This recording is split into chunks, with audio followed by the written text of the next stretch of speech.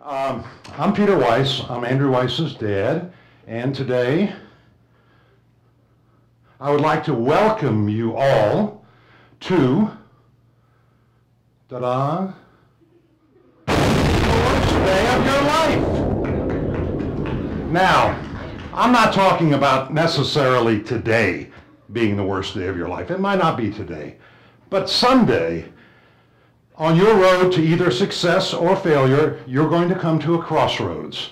And it might be a very difficult time for you. It might be a challenging time, a day that you might believe is the worst day of your life. But here's the good news. Many people, many successful people, have reported to me, the worst day of my life was the best thing that ever happened to me. Now, before I tell you exactly who these people are, let's have a little review with some famous celebrities, okay? Try to guess which well-known person said the worst day of his life was the day I got kicked out of the company I founded. Any guesses? Somebody say Steve Jobs? Correct, that's correct. But you know what? That day turned into a very successful moment for him. He went on from that moment and developed the iPhone and the iPad and the iPod, etc. Never would have happened if he hadn't been kicked out of his company. Try to guess which well-known tech genius said, worst day of my life, the day I filed for bankruptcy with unfilled orders for hundreds of my Tesla cars. Any guesses? Musk. Somebody say Musk? That's correct. Elon Musk. He was in bankruptcy court, and if he had not been there, he never would have made that next step and developed the Tesla car, SpaceX, and all the other amazing things he's doing these days. Try to guess which B-movie actor said the day my movie, Bedtime for Bonzo, was voted one of the worst motion pictures of all time. Worst day of my life. Who said that?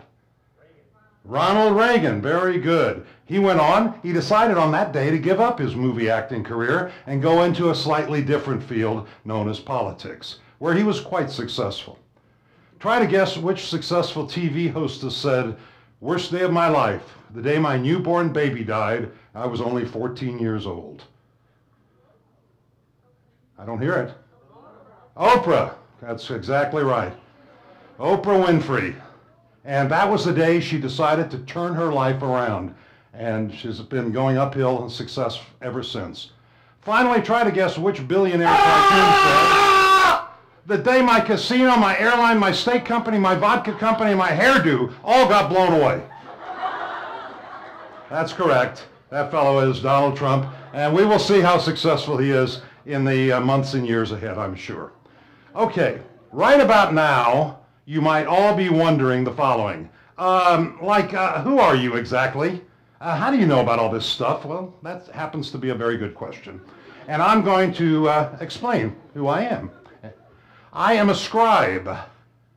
Okay, now what is a scribe? A scribe is a writer. And what do I write? Well, first of all, I describe.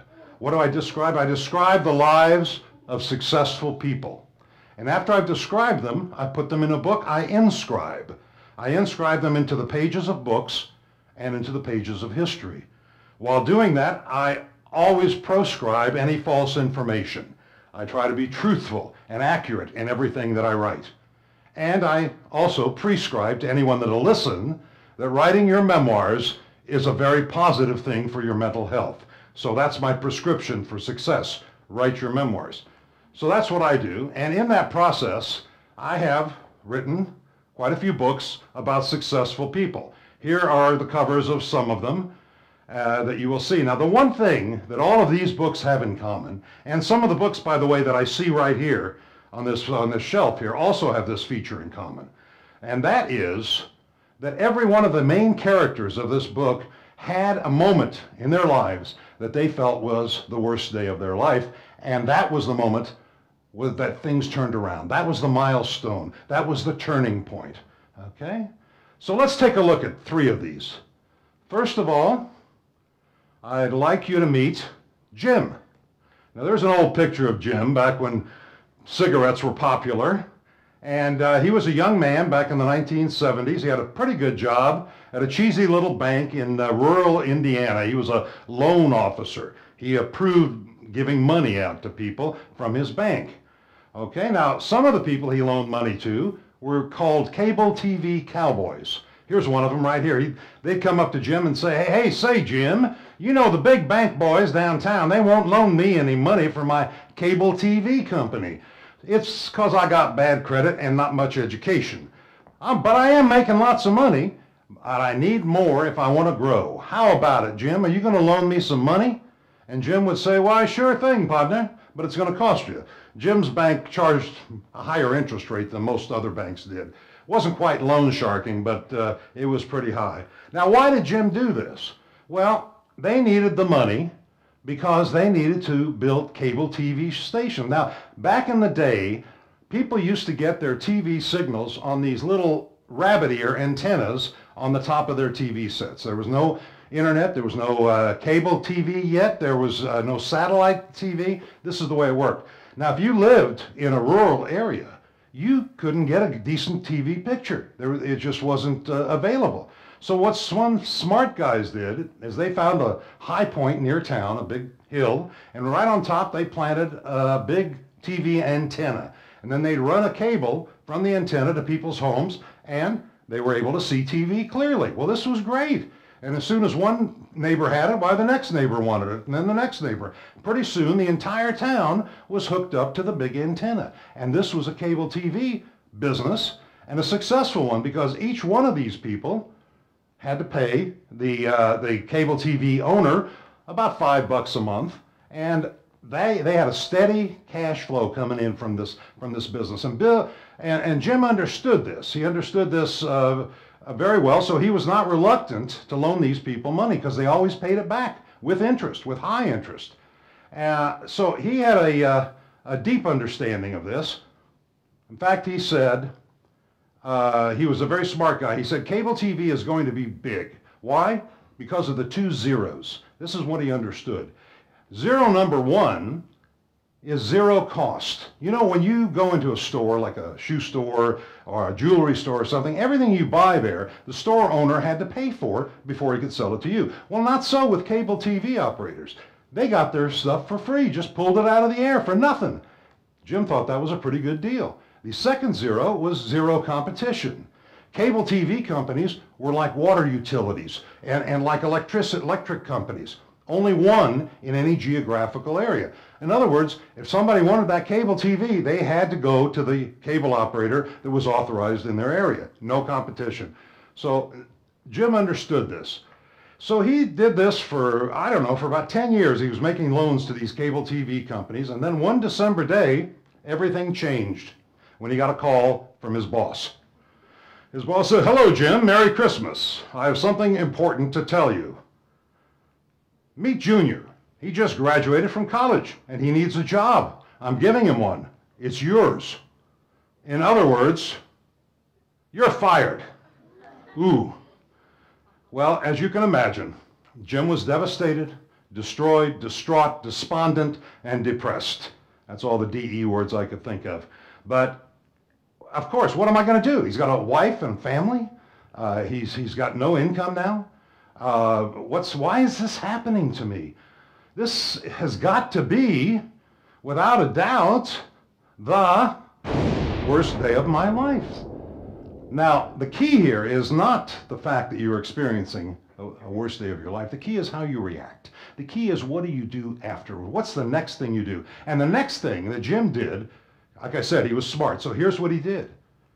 He said, I'm just as smart as those cable TV cowboys, so I'm going to become one. Well, what do you know? He scraped together every nickel he could put his hands on, and he got together $25,000, and he bought a cable TV company, a little tiny one, in a small town in Indiana. And it was successful. And so he bought another one. And then he bought another one. And then something amazing happened. The entire industry of cable TV, it kind of exploded. There we go, exploded. CNN came along, and Fox News, and HBO, and Food Networks, and MTV, and Comedy Central, and all of these cable networks started rising nationwide. And with each one that came along, Jim was making more money, and more money, and more money. He felt like he was aboard a rocket ship that had just taken off, and he had just gotten in at the right time. Well, let's fast forward to 1999. It's the end of the century. Jim's now 73 years old.